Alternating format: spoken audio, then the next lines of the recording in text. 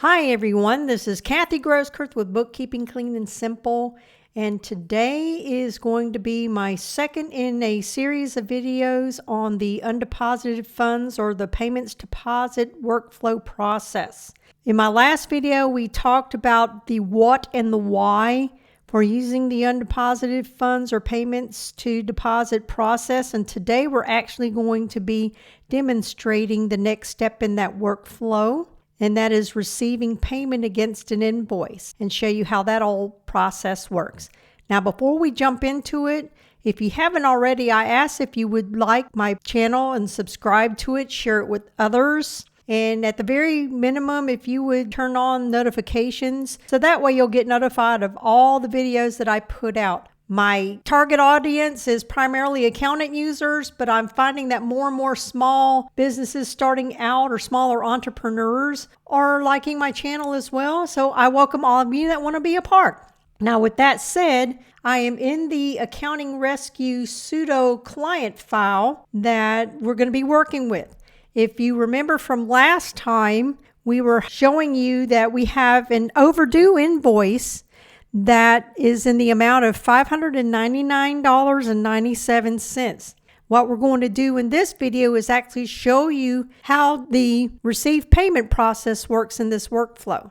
Now, we didn't show you the actual invoicing part of that because I'm assuming at this point you will already know how to do the invoice for this. Now, keep in mind, this is going through the manual process. When you don't have QuickBooks payments connected, you're actually receiving a payment in the form of a check. It might be an outside ACH or something like that. That's not already automated through QuickBooks Online or not connected to some other payment processor that links to QuickBooks. So this is the manual workflow system that we're talking about. So with that said, we want to go ahead and receive the payment against this $599.97.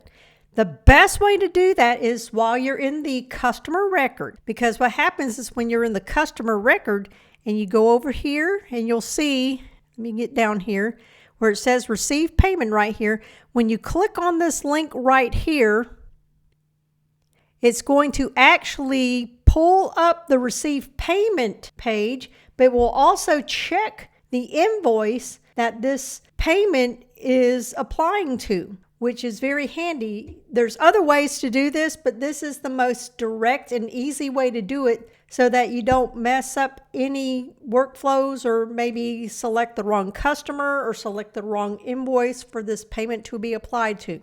In this instance, this is the invoice that we want to accept the payment. Now, what we want to make sure is before we exit or save and close this, we want to make sure that this deposit is going to the right location.